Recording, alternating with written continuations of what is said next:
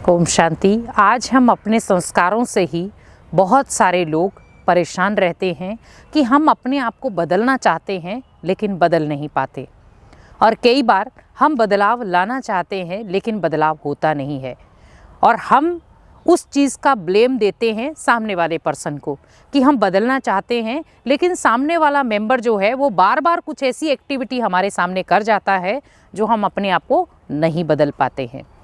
अब आपको यहाँ पर ये ध्यान रखना है कि सामने वाला अगर ये चाहता है कि आप बदले नहीं, लेकिन आपके अंदर अगर दृढ़ संकल्प है कि मुझे बदलना है, मेरे अंदर जो कठोर संस्कार हैं मुझे उन्हें बदलना है, मेरे अंदर जो आक्रोश की भावना है मुझे उसको बदलना है, मेरे अंदर जो गुस्सा है मुझे उसको बदलना है, मेरे अंदर किसी को दुख देने की भावना है मुझे उसको परिवर्तन करना है। जैसे एक व्यक्ति जब अपने आप को एक बदलने की सीढ़ी स्टेप बाय स्टेप चढ़ता है कि मुझे अपने संस्कारों को बदलना है, मुझे अपने बिहेवियर को बदलना है, क्योंकि उस बिहेवियर से बहुत सारे लोगों को दुख फील हो रहा है। हर कोई चाहता है, हर कोई बदलना भी चाहता है, लेकिन कई बार बहुत सारी ऐसी आत्माएं आपके जीवन में आ जाती हैं जो आपको बदलने नहीं देती। और ये बहुत सारे लोगों के आज मन का ये क्वेश्चन है कि हम बदलना चाहते हैं लेकिन सामने वाला हमें बदलने नहीं देता है, या सामने वाला ऐसी एक्टिविटी हमारे सामने कर जाता है जो कहीं ना कहीं जहाँ पर हम बदले हुए होते हैं वहाँ फिर उसी जगह पर आकर खड़े हो जाते हैं। आप हमेशा एक चीज़ का ध्यान रखें कि आपको अगर जीवन में बदलना है, संस्कारों को बदलना है, तो अपने अंदर की बदले की भावना को ख़त्म कर दें, क्योंकि जब आप अंदर के बदले की भावना को ख़त्म करेंगे तो सामने वाला व्यक्ति आपको कुछ भी कहता रहेगा, आप अपने आप को नहीं बदल पाएंगे।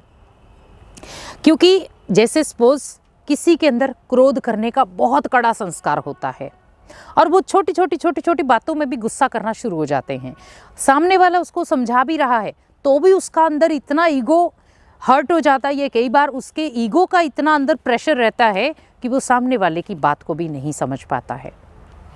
और जो व्यक्ति बदलना चाहता है उसके ऊपर वो मलहम लगता जाता है, वो बार बार उस चीज़ को चोटिल होता रहता है।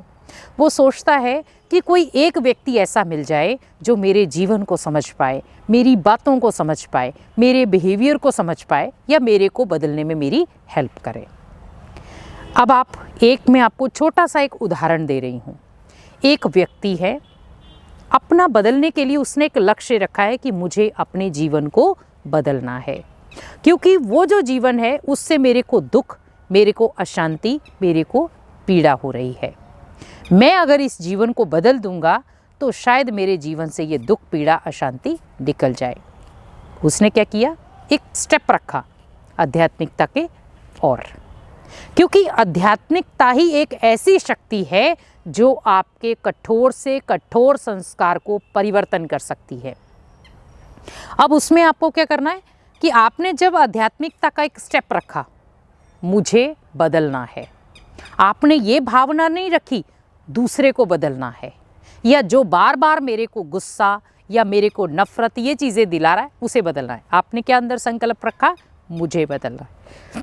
तो जब मैंने ये चीज़ संकल्प में रखी, मुझे बदलना है, तो वो चीज़ आपके जीवन को क्या करेगी, एक नया पॉइंट देगी। और जब वो टर्निंग पॉइंट आपके जीवन में आएगा, मुझे बदलना है, तो ऑटोमेटिकली आपके अंदर एक शक्ति स्टोर होगी, वो है दृढ़ता की शक्ति। उस दृढ़ता की शक्ति से आप अपने जीवन को बदल सकते हो। कोई मुश्किल नहीं है। कहते हैं ना, कोई भी कार्य अगर आप दिल से करते हो तो उसमें मुश्किलात बहुत सारी आएंगी, लेकिन नामुमकिन कोई चीज़ नहीं है। हमारे स्वभाव संस्कार हमारी ही देन है, हमने उन्हें बनाया है तो हम उन्हें परिवर्तन भी कर सकते हैं। आज वो देखो, जब माँ ने आपको जन्म दिया तो उसने ये थोड़ी कहा मेरा बच्चा क्रोध वाला पैदा हो, या मेरा बच्चा इतना उल्टे सुल्टे बोल वाला पैदा हो। नहीं, उसने हमेशा से क्या चाहा कि मेरा बच्चा जो है वो बहुत अच्छा संस्कारी बने। लेकिन जैसे जैसे हम शारीरिक हमारी ग्रोथ बढ़ती जाती है, मानसिक चीज़ों की भी ग्रोथ साथ में बढ़ना शुरू हो जाती है। और वो मानसिक ग्रोथ जो जब बढ़ना शुरू हो जाती है तो कहीं ना कहीं हम उसमें टकराव में भी आते हैं, स्वभाव में भी आते हैं और बिखराव में भी आते हैं। बहुत सारी चीज़ें आपको श्रेष्ठ बनाने वाली भी आएंगी और बहुत सारी चीज़ें आपको डाउन करने वाली भी आएंगी। जैसे सपोज आप गुस्सा करते हैं तो आपकी अंदर की आंतरिक शक्ति नष्ट हो जाती है, आपकी सोचने की शक्ति नष्ट, आपकी एकाग्रता की शक्ति नष्ट, और आप दूसरों के लिए कोई भी ऐसे फेवरेट सदस्य नहीं बन पाएंगे। क्योंकि कोई भी आपको याद करेगा तो आपको इस तरीके से याद नहीं करेगा, अरे वो व्यक्ति तो बहुत अच्छा था। वो क्या याद करेगा कि वो व्यक्ति के अंदर तो इतना गुस्सा है, इतना आक्रोश की भावना है कि उसके पास खड़े भी हो जाओ तो भी सामने वाले को वो गुस्सा करना शुरू हो जाता है। तो आप क्या अपना बिहेवियर ऐसा बनाना चाहेंगे कि हर कोई आपको याद करे? तो किस फाउंडर से याद कर रहा है? गुस्से के आधार से। लेकिन अगर हम ये चीज़, एक समझाने का बेस अलग होता है कि आप उन्हें, जैसे सपोज वो प्यार से नहीं समझ पा रहा तो थोड़ी सी आपको आंख दिखानी पड़ती है, वो एक अलग चीज़ है। जैसे एक स्कूल में बच्चा जब पढ़ने के लिए जाता है, बच्चा पढ़ नहीं रहा या बार बार स्कूल में जाकर के वो लड़ाई झगड़ा या बहुत सारे बच्चों को मारपीट करता है, तो पेरेंट्स उसको भी समझाते हैं, लेकिन कई बार वो बच्चा पेरेंट्स की भी नहीं सुनता है।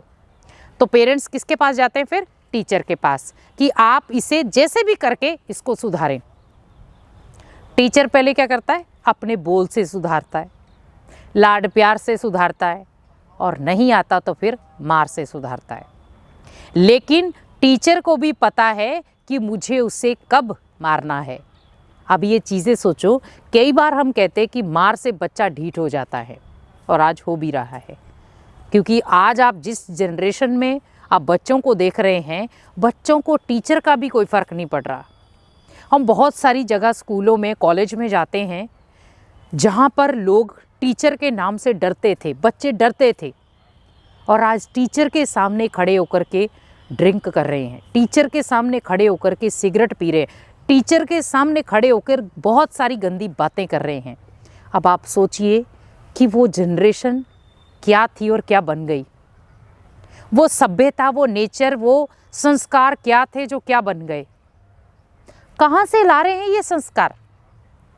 क्योंकि कहीं ना कहीं हमारे वो पूर्व जन्मों के भी खाते का एक अकाउंट जमा हो गया बीच में, जो व्यक्ति को बीच बीच में तोड़ता चला जा रहा है। क्योंकि हम माता पिता सोचते हैं कि हमने तो बच्चे को ऐसे संस्कार दिए नहीं, ये संस्कार आए कहाँ से उसके पास। पहली बात आपको ये ध्यान रखनी है कि संस्कार उसके पूर्व जन्मों के भी साथ में चल रहे हैं। ओनली आपने तो उसको अच्छे संस्कार देने की ही कोशिश की है, लेकिन जो पूर्व जन्मों के उसके संस्कार उसके साथ चल रहे हैं, वो कहीं ना कहीं उसे पीछे धकेल रहे हैं। यहाँ पर आपको अपने मेंटली स्ट्रेंथ को इतना पावरफुल बनाना है कि जो उसके पूर्व जन्मों के संस्कार हैं वो धीरे धीरे उससे डिलीट होते जाए, और जो इस जन्म के संस्कार आप अपने बच्चे को देना चाहते हैं वो देना शुरू हो जाए। क्योंकि आज व्यक्ति के अंदर जो लड़ाई झगड़े का या क्रोध की भावना या लड़ाई झगड़ा इतना ज़्यादा फुल फोर्स में आ जाता है, उसका सबसे बड़ा कारण है संस्कारों का परिवर्तन।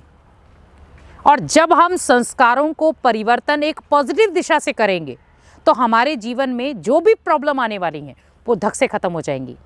लेकिन अगर हम अपने संस्कारों को परिवर्तन नहीं कर पा रहे हैं, जो संस्कार मेरे पूर्व जन्मों में थे वही संस्कार मेरे इस जन्म में भी वही आड़े आ रहे हैं, हमें उनको परिवर्तन करना है। क्योंकि हम पूर्व जन्मों से निकलकर अभी अगले जन्म में आ गए, तो अपने प्रेजेंट को खराब ना करें, क्योंकि हमारा उस प्रेजेंट से ही हमारा फ्यूचर बनेगा। आपके जो पास्ट के संस्कार हैं वो कहीं ना कहीं आपके प्रेजेंट को भी नष्ट कर जाएंगे और आपके फ्यूचर को भी नष्ट कर जाएंगे।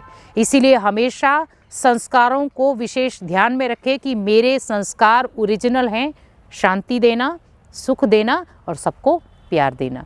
तो इसीलिए अपने ओरिजिनल संस्कार आपके जो हैं, जिसको हम कह सकते हैं दिव्य गुणों से सजे हुए संस्कार, उन संस्कारों को अपने जीवन का हिस्सा बनाएं। ओम शांति।